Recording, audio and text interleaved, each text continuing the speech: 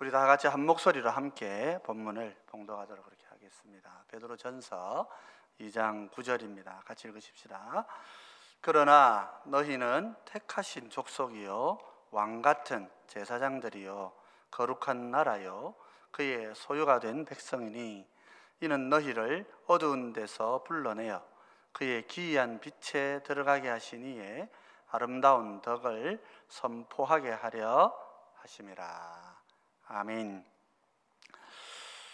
우리 오늘부터 우리 고난주간으로 지킵니다. 예수님께서 십자가를 바라보시고 일주일을 이렇게 준비하시고 금요일 저녁에 이렇게 무덤에 묻히시고 장사 지내셨다가 주일 아침에 부활을 하신 것입니다. 그래서 우리가 이 날을 기념하면서 특별히 기도회로 아침 저녁으로 함께 모이는 시간을 가지려고 합니다. 함께 참조하신 모든 분들에게 은혜가 풍성하시기를 기원드립니다. 오늘은 특별히 우리 예수님의 고난을 통하여서 정말 참 귀한 은혜를 누렸던 제자 중에 베드로가 기록한 말씀을 가지고 그리스도께서 죽으심으로 우리의 인생을 어떻게 바꾸시는가 하는 것을 함께 묵상하면서 은혜의 시간을 가지고자 합니다. 특별히 사도는 본문에서 예수 그리스도의 고난이 우리에게 참으로 소중한 열매를 가져다 준다 하고 이렇게 간증을 합니다. 특별히 영성학자들은 이 부분을 두고 우리가 베드로의 이 말씀은 굉장히 우리 삶의 과정을 보여주는 참 중요한 설명이다 그렇게 이해를 합니다. 사람이 성공한 인생이라고 이렇게 말할 때에 성공한 인생을 여러 가지로 이렇게 분류를 할 수 있습니다만은 가장 이제 한 가지 말할 수 있는 것은 자신의 인생을 돌아보고 마지막 노년이 되었을 때에 자기의 인생을 돌아보고 그 속에 역사하셨던 하나님에 대해서 감사하는 마음으로 간증할 수 있으면은 그 사람 참 성공한 분이다 그렇게 말합니다. 대체로 우리 인류의 훌륭한 사람들을 보면 한 2% 정도는 앞으로는 더 많아질 거라고 제가 생각합니다만 지금까지를 쭉 보면 한 2% 정도의 사람들은 자기 삶에 대하여 자서전을 남깁니다. 그러니까 자서전을 아무나 남긴 건 아니고 쭉 살아오면서 꼭 성공했다기보다도 대단하게 돈을 많이 벌었거나 뛰어났다기보다도 인생을 쭉 한번 돌아보고 난 다음에 자신의 삶이 내가 얼마나 은혜 안에 있어 왔는가 하는 것을 깨닫고 거기에 대해서 감사하면서 생을 정돈해 갈 수 있다. 내 생을 한번 정리할 수 있다 그러면 그 사람 참 정말 행복한 분이다 그렇게 말할 수 있는 거예요. 돈 많다고 죽어서 가져가는 거 아니기 때문에 그게 중요한 게 아니에요. 돈 많이 버는 거 그거 너무 부러워할 일이 아닙니다. 내 생을 내가 어떻게 한번 정리할 수 있느냐 하는 것이죠. 특별히 이제 베드로의 오늘 이 본문은 우리 인생을 한 3단계 정도로 나누어서 우리 가운데 보여주고 있습니다. 예수님께서 우리를 자신의 고난을 통하여서 이 인생의 단계를 옮겨주시는 거예요. 그래서 우리가 이 과정을 잘 이해한다면 그래서 내 인생이 이렇게 살아갈 수 있다 그러면 정말 행복하고 성공한 삶을 누릴 수 있는 것이다. 굳이 사실 성경에는 성공이란 단어가 없습니다. 굳이 이제 하자면 우리가 성공한 삶이라고 한다 치면 요즘은 돈 많이 벌고 명성 떨친 사람이 성공하다 그러는데 이 성경은 그런 삶을 전혀 말하지 않아요. 그렇지 않고 그런 성공이 교회 안에 없는 거예요. 사실은 그렇지 않고 정말 하나님 안에서 진실한 길을 걸어간 사람들의 삶을 말하는 것입니다. 오늘 봐도 이 베드로는 우리 인생을 태어나면서 첫 번째 상태를 설명하고 예수를 만나서 변화된 두 번째 단계를 얘기하고 이후에 그리스도와 함께 살아가는 세 번째 삶의 단계를 설명합니다. 우선 첫 번째 단계를 보면 이 첫째 단계는 어두움의 상태에 있다 그렇게 말하는 것입니다. 우리 인간은 육신의 몸을 가지고 육으로 태어납니다. 물론 하나님께서 타락한 우리에게도 여전히 이 땅의 삶의 만물의 이치를 이해하고 자연적으로라도 하나님이 계시다 하는 것을 깨닫게 하기 위해서 이런 이성을 우리 가운데 주시고 또 나름의 양심을 갖고 살게 하십니다. 우리 인간이 이성을 가지고 양심이 있다고 하는 이것이 만물과 차별이 되는 인간만의 고유한 특징이라 그렇게 말할 수 있겠죠. 그러나 성경은 그런 상태에서 살아가고 있는 삶을 어둠이라고 말합니다. 우리 인간이 이 땅에 태어나면 흑암에 태어나는 것입니다. 물론 이것은 영적인 상태를 말하는 것입니다. 흑암이라고 하는 것은 빛이 없는 상태이죠. 사실은 빛이 없으면 어둠입니다. 어둠을 몰아내기 위해 아무리 노력해도 어둠을 몰아낼 수가 없죠. 어둠은 빛이 와야 떠나가는 것입니다. 빛만 오면 어둠은 떠나가는 것이죠. 그런데 인생이 자칫 잘못하면 이 어둠에만 살 수 있는 것입니다. 요한복음에는 이 흑암을 사망이라 그렇게 하겠는데 1장 4절에 보면 이렇게 기록되어 있습니다. 그 안에 생명이 있었으니, 이 그는 이제 예수님을 말씀하시는 거예요. 예수님 안에 생명이 있었으니 이 생명은 사람들의 빛이라 그렇게 얘기합니다. 요한은 빛과 어둠을 참 잘 대조해서 설명합니다. 빛은 생명인 것이죠. 예수님 안에 생명이 있는데 이 생명이 우리의 빛인 거예요. 빛이 없는 어둠에 사는 것은 생명이 없는 삶이라는 것입니다. 물론 우리는 질문할 수 있죠. 아니, 육신에 태어나서 내가 생명을 가지고 있고 이성도 가지고 있고 지식도 가지고 있잖아요. 과학도 알고 수학도 알고 물리도 알고 또 뭐 철학도 알고 있고 뭐 종교적인 공 몰라더라도 철학의 깊은 진리를 내가 알고 있다. 그렇게 사람들이 생각할 수 있다는 거예요. 그럴 수 있죠. 그럴 수 있는 것입니다. 그것이 다라고 생각하면 아직까지는 어둠에 있는 것입니다. 우리 인생에서 내가 이성을 가지고 그래서 이 머리를 잘 사용해가지고 잘 살아가고 그게 기쁘고 그 너머에 있는 거 모르면 그거 죽은 거라. 성경 그렇게 얘기하는 것입니다. 우리 인생의 삶은 영과 육이 함께 있는 삶입니다. 그래서 우리가 물질적으로 육적으로 이렇게 이 세계 속에서 이성을 가지고 그 양심을 가지고 빠르게 살고 뭐 도덕적으로 사는 것 그것만 가지고 살아간다면 성경은 그를 어둠에 있는 사람이라 그러죠. 아담 안에서 범죄한 인간을 위하여서 하나님께서는 그들 우리를 짐승처럼 그렇게 내버려 두지 않으십니다. 일반적인 은혜 가운데 이성도 가지고 있고 도덕성도 주시고 또 뭡니까? 나름 양심을 가지고 그렇게 살 수 있게 하시는 거예요. 도둑질하면 마음 찔리는 거예요. 그 참만 그런 게 아니고 그렇지 예수님 안 믿는 사람도 그렇단 말이에요. 간혹 보면 정말 양심에 화인 맞은 사람들이 있죠. 잘못하고도 잘못이 뭔지도 모르는 그런 극단적인 사람 아니라 하더라도 참 착하게 사는 사람 같아도 참 빛이신 예수님을 모르면 그는 어둠에 살고 있고 죽음에 살고 있다 하는 것입니다. 그런데 오늘 본문에서 베드로는 예수님께서 우리를 이런 어둠에서부터 빛으로 불러주신다 그렇게 얘기하는 거예요. 우리의 영의 어둠 속에서 우리가 사실은 잘 사는 것 같지만은 우리 인생 길이 하나님을 향하고 있지 않기 때문에 그 인생 길은 사실은 죽음이고 절망이고 망한 거죠. 그렇게 살아가는 그 사람들에게 주님이 찾아오셔서 이 어둠의 인생을 빛으로 건져주시는 거예요. 이때는 이제 우리가 영으로 거듭나는 삶을 사는 거예요. 우리 오늘 본문 2장 9절 말씀을 뒤쪽에 조금 맞추어서 조금 읽어보면 이렇습니다. 그러나 너희는 택하신 족속이요. 우리 본문 나와 있네요. 같이 한번 보십시다. 그러나 같이 읽으십시다. 너희는 택하신 족속이요 왕 같은 제사장들이요 거룩한 나라요 그의 소유가 된 백성이니 이는 너희를 어두운 데서 불러내어 그의 기이한 빛에 들어가게 하시니에 아름다운 덕을 선포하게 하려 하십니다. 여기 이제 이는 하는 하반절로부터 보면 이는 너희를 어두운 데서 원래 어두운 데 있다는 거예요. 거기서 불러내어서 기이한 빛에 들어가게 하셨다. 이게 우리 두 번째 단계라고 볼 수 있는 거예요. 우리 인생은 어둠에 살다가 빛으로 옮겨옵니다. 여기에서 아주 이게 우리가 이 옮김 받는다 하는 굉장히 중요한 것입니다. 사람이 어둠에 있을 때에는 죄가 뭔지 참된 죄의 본질이 뭔지 모릅니다. 단지 도덕적으로 조금 양심을 따라 살 뿐이에요. 그러나 사실은 이제 정말 중생하게 되면 그의 인생이 달라지는 거예요. 예수님은 니고데모와의 대화에서 이 두 번째에서 옮겨지는 이 삶을 하나님의 나라를 볼 수 있는 삶이라고 얘기하는 거예요. 5절에 요한복음 3장 5절에 보면 이렇게 되어 있습니다.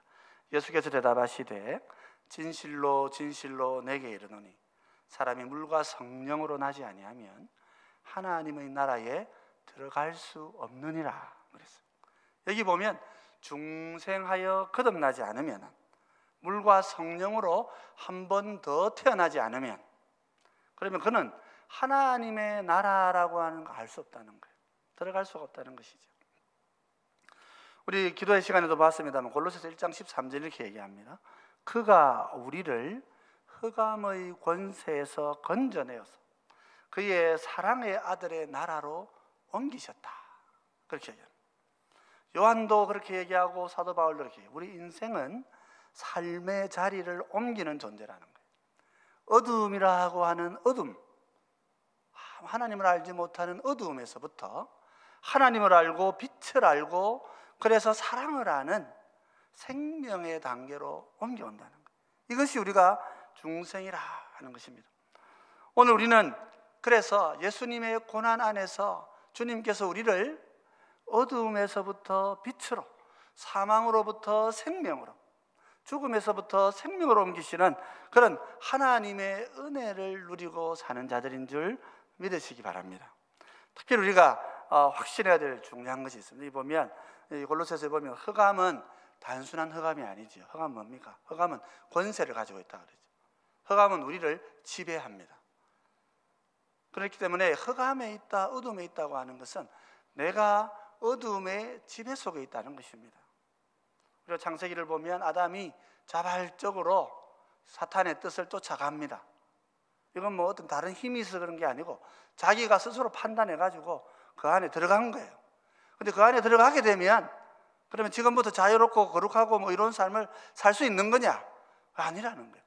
그 안에 들어가면 그때로부터 어둠의 노예가 된다는 거예요. 내가 자발적으로 사탄에게 들어가고 나면, 그러고 나면 자발적으로 살지 못하고 그때부터는 하나님의 나라의 빛을 따라 사는 게 아니고 산다 그러면 조금 도덕적으로 사는 것이고 그때부터는 하나님께 대적해서 사는 삶을 사는 거예요. 어두움은 권세입니다. 권세는 나라이고 나라는 통치를 말하는 것입니다. 우리의 삶은 어둠에 그냥 산 게 아니고 어둠의 다스림 안에 살아온 거예요. 요한복음에서 어둠은 죽음이잖아요. 빛이 없는, 생명이 없는 죽음이 어둠인 것입니다. 그렇기 때문에 이 어둠에서 우리를 불러주실 때 우리가 중생하는 거예요. 거듭나게 되고 새로운 생명을 누리게 되는 것입니다. 사탄은 더 이상 우리를 향한 지배권을 가질 수가 없는 거예요. 예수님의 십자가는 이 지배권을, 사탄의 지배권을 무력화시키는 것입니다. 이제는 우리가 자발적으로 하나님의 뜻을 따라 살면 되는 거예요. 무슨 내 마음대로 살 수 있는 자유의지가 생기는 것이 아니라 의지가 있어서 자발적으로 하나님 뜻을 살아갈 수 있는 성령이 우리 가운데 계속해서 은혜를 부추기시기 때문에 그 성령의 힘을 가지고 자발적으로 내가 하나님의 은혜를 갖고 살아가면 되는 거예요. 이걸 역사에서 계속 오해해 와가지고 우리가 무슨 자유의 신비한 새로운 의지가 생기고 그러면 그것으로 내가 의를 행할 수 있고 그러면 하나님 우리를 구원하실 수 있고 하나님 안 도와주셔도 우리가 뭐 의를 행할 수 있다. 그런 이단들이 계속해서 범람해 온 거지요. 인간은 하나님이 안 계시고 성령이 안 계시면은 의를 행할 수 없는 존재라는 거예요. 근데 이제 우리에게 중생의 빛이 비추어지면 우리의 의지가 새로워지고 중생이라고 하는 것은 우리 개혁자들은 중생이라고 하는 것은 삶의 변화라고 봤어요. 삶의 변화는 의지가 달라지는 거예요. 지금까지는 내가 사탄의 지배 아래에서 사탄의 의지대로 살아왔는데 이제는 내가 하나님의 성령의 인도하심 따라서 그 성령 따라 사는 성령의 자발적으로 순종해 사는 사람이 된 것이란 말이에요. 그렇기 때문에 우리 성도들은 이제는 어둠에 있지 않고 빛에 있는 자리로 옮겨오는 것입니다. 여러분 내 삶을 돌아보면 이제는 내가 어둠에 있지 않고 빛에 있다는 걸 기억해야 되는 것입니다. 우리 미국의 대각성 운동을 제가 계속해서 공부를 좀 해보고 있는데요. 뭡니까? 이게 중생이라고 하는 것은 우리가 사실 내가 언제 중생했는지 잘 모릅니다. 저도 제가 언제 중생했는지 하나님 나를 언제 구원해 주셨는지 모르. 다만 제가 아는 것은 하나님은 아마 태초부터 하나님이 작정하셔서 나를 구원하셨을 것이다. 그냥 믿어요.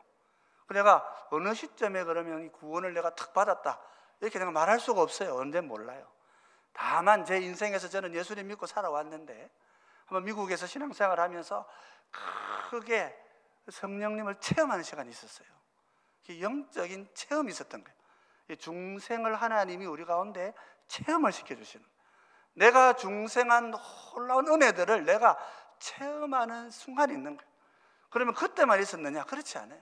그전에도 수련회 참석해서 말씀 가지고 내가 죄인이었구나, 내가 깨달은 적이 있었고, 또 내가 하나님 뜻대로 살아야 되겠구나 결단한 적이 있었고, 내가 내 인생에 내가 다른 사람들의 행복을 위해, 물질적인 행복을 위해 살기보다는 하나님의 영원한 생명을 전하는 삶을 살아야 되겠구나 결단한 적도 있었어요.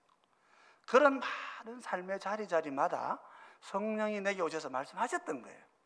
그런 많은 은혜들을 내가 중생자로서 하나님의 백성으로 거듭난 자로서 하나님의 성령이 내게 오셔서 주셨던 그 은혜를 내가 계속 체험하고 살았던 거예요.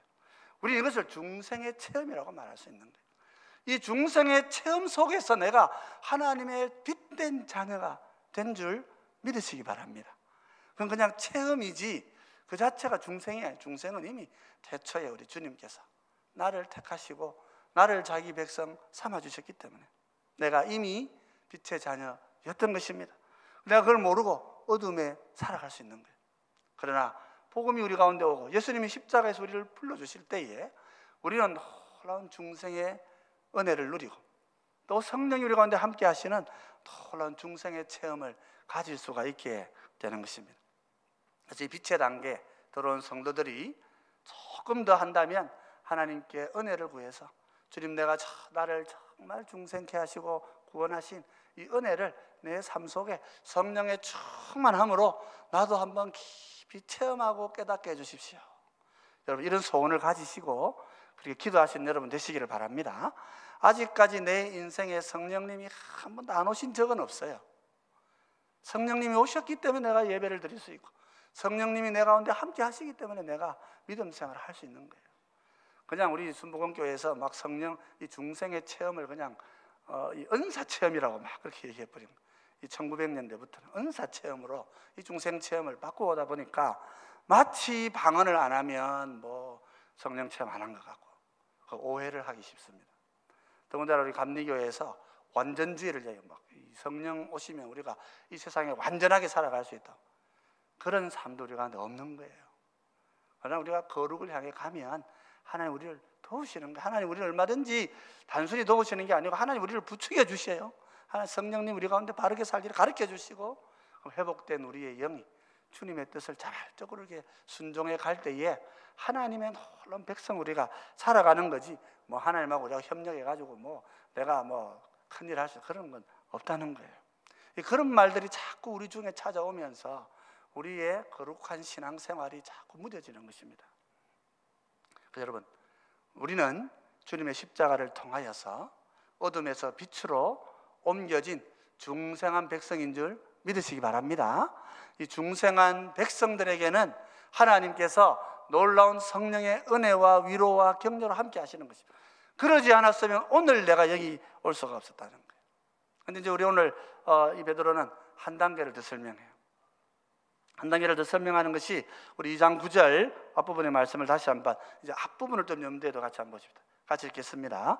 그러나 너희는 택하신 족속이요 왕같은 제사장들이요 거룩한 나라요 그의 소유가 된 백성이니. 여기까지 한번 보십시다. 여기 보면 우리가 어떤 신분이 바뀌어 있죠. 뭡니까? 택하신 족속이고 또 뒤에 가보면 거룩한 나라고 하나님의 소유가 된 백성이다.